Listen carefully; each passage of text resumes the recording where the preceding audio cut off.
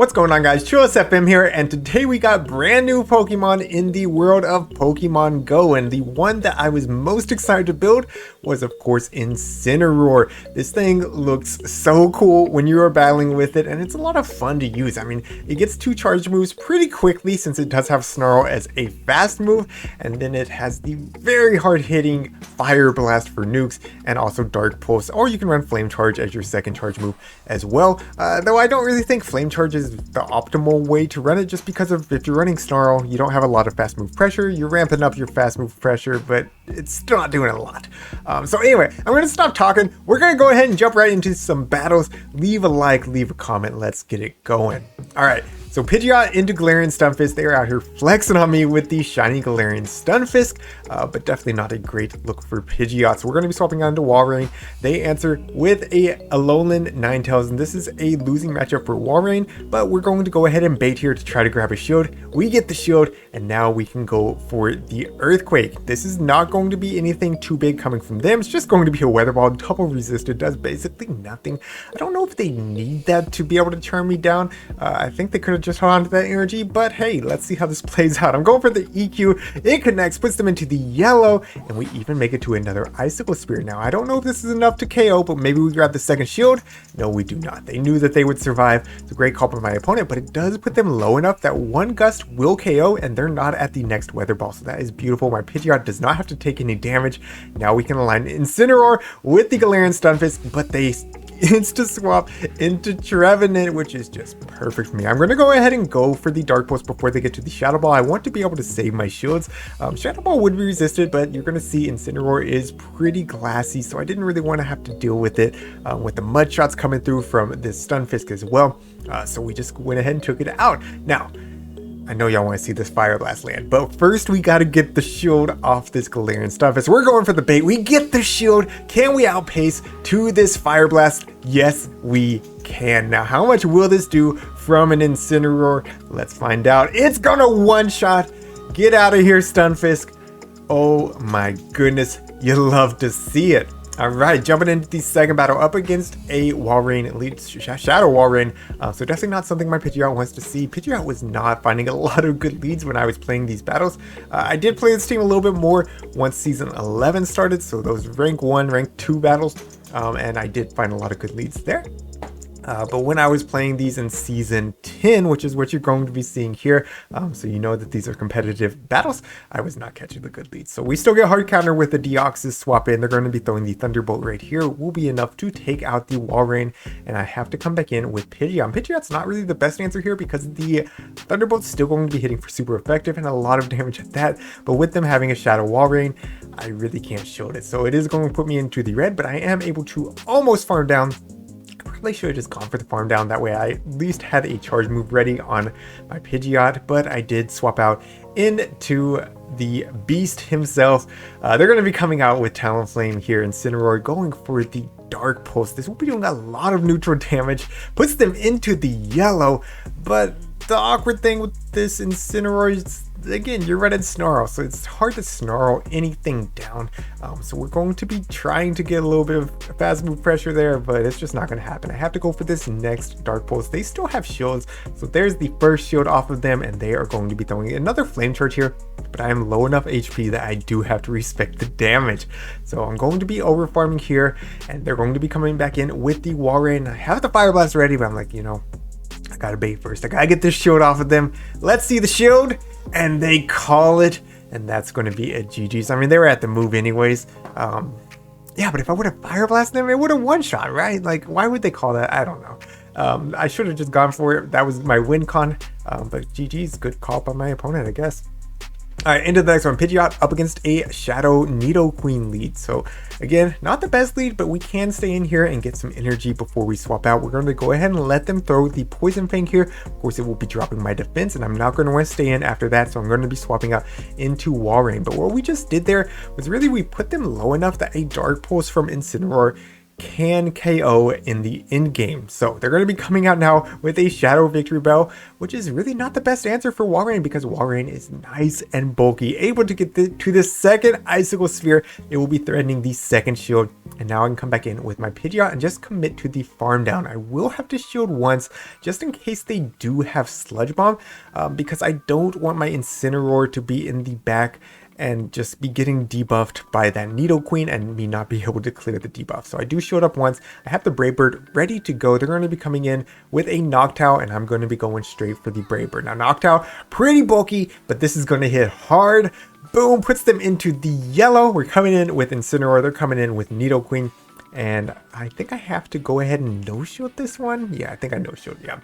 It is, of course, just the Poison Fang, but man, Incineroar is classy. We're already in the red on our health bar, but we're at the Dark Pulse. We go ahead and take out this Nidoqueen, and I thought that I threw quick enough that I would make it to another Dark Pulse against this Noctowl, but they get the perfect farm down. Did I find the lose con? And let's find out. They throw their charge move here. We sneak a Gust through, and that's going to be enough to KO. That's going to be a GG. Well played to my opponent. We definitely made that closer than it had to be. I could have overfarmed a little bit more with Incineroar and then not giving them so much energy on the Noctowl, but hey, it worked out.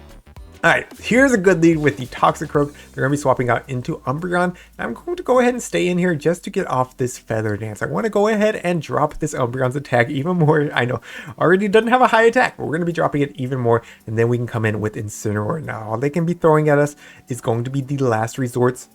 We're going to be resisting the Snarls from them. They're going to be resisting the Snarls from us. But we need to land a Fire Blast to be able to take them out. And I don't even know if a Fire Blast will do it from there. I mean, you know, Umbreon, extremely bulky. But that last resort did basically nothing. Still, they farmed up a lot of energy against our Pidgeot. So they're going to be able to get to another last resort right there. Puts us into the yellow. And we're at the Fire Blast. Now, do they respect the damage? Do they throw up a shield right here? Let's see it. Boom! Nearly takes out the Umbreon. Not quite enough, but we are able to Snarl down. Perfect Snarl down because we have the Dark Pulse ready to go. Now, we're not going to make it to another Fire Blast. Maybe they think we're there, so we're going to go ahead and throw the Dark Pulse right here. We don't get the shield, but you can see for resisted damage, that does a lot to a Toxicroak.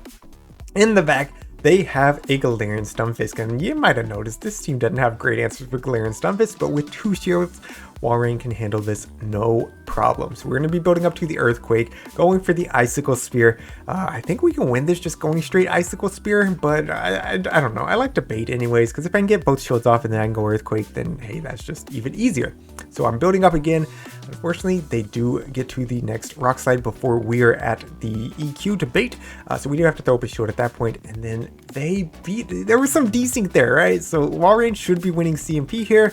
But there was desync, so instead they get the second shield off of us and we're just going for the Icicle Spear. It's not a good look because they are able to call that now, and then they're going to be coming out with the Toxicroak. Still, we do this Icicle Spear. This will do some nice chip damage, and then we can swap into Pidgeot and farm down. The reason that's still okay is because otherwise that Toxicroak would have been able to get to a Sludge Bomb against our Pidgeot, and it would have done a lot of damage. So we're gonna go for the bait right there because I just want to drop this Stunfisk attack, knowing that now 1 Rock Slide definitely will not KO. They're going to need 2. There's the first one. I'm not even sure if the second one will KO. It's going to be very, very close. If it doesn't, I'm probably going to be able to Gust down. Let's see. It does KO, but I can come back in with Walrein. Can I farm down? Oh my goodness, they were 1 fast move away from the next Rock Slide. I almost lost that one, but GG's. Well played to my opponent. All right, into the next one. Up against a Registeel lead. So really our only answer is Incineroar, and even then you have to bait to be able to win the 1 shield. So we don't have great answers for this, but we are going to go ahead and come in with Walrein. Have to respect the Zap Cannon, and then they're going to be coming out with a Incineroar. Now our attack is dropped. Normally this is a good matchup for Walrein. Since our attack is dropped, it's no longer that good of a matchup, but we're still going to be able to pump out some Earthquakes to do some nice neutral damage. So here's the second Earthquake. This will be putting the Incineroar into the yellow, and the Incineroar is going to be thrown here. I'm expecting this to be the play rough. It will not one-shot us, but it will do some nice neutral damage. But they actually go Hydro Pump, telling me this is an Ice Beam Hydro Pump Incineroar. They do not have play rough. And we're going to go ahead and bank that Earthquake, hoping that I'll be able to connect onto the Registeel later on, and I'm going to come in with Pidgeot. We do catch an Ice Beam right there. They're going to be coming out with the Registeel. I'm going for the Feather Dance, but they throw before I get there, which I'm like, hey, you know what? If you want to use your energy, that's fine by me. They don't have a lot of residual energy right now. We can go ahead and come in with Incineroar to try to get these shields off before I come in with the Walrein to land that Earthquake. So I'm going to be going straight for the Dark Pulse. Some Incineroars might be running Flame Charge, so they have to respect the damage, but they call it.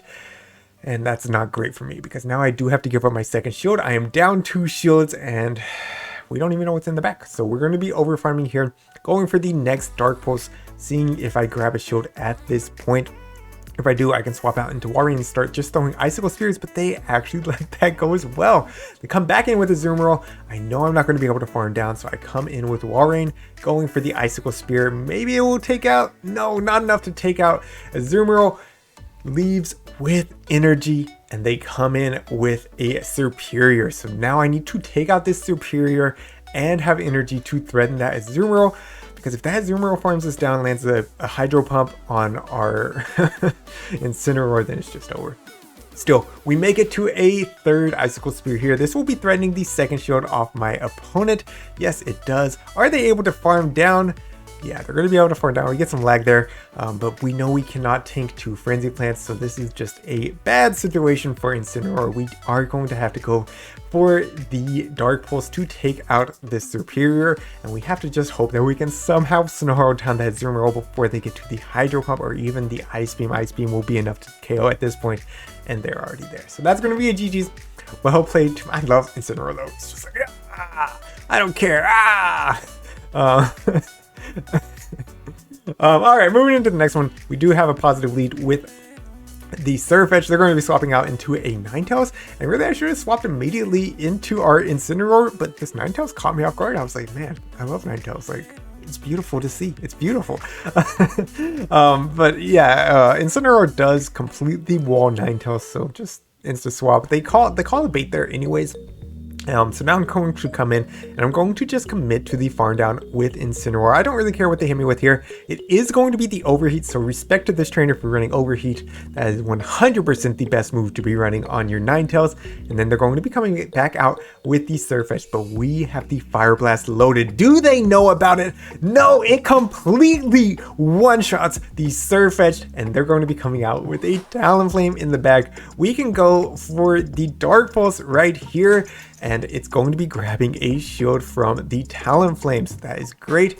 Now Walrein is in a pretty good position. We have Pidgeot still with a lot of health, and we come in with Walrein and just force them to throw the Brave Bird if they want to do substantial damage. Of course, it's just going to be the Flame Charge instead, and we're going to go ahead and let this next Flame Charge go as well, because we should be able to survive. They did not build up to the Brave Bird. We do survive, and we're going to be able to throw this Icicle Spear here. Now I did do an extra Powder Snow there. It was a little bit risky.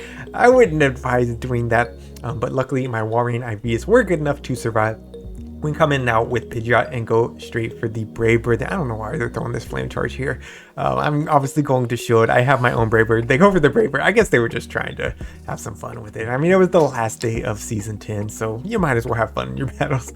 We land the Brave Bird, and that's going to be a GG's. Well played to my opponent. Guys, I really did have a lot of fun playing this Pokemon today. It's the season of Spice, so, you know, if you're looking to have some fun, go ahead and build yourself an Incineroar. It's not terrible. It's not great.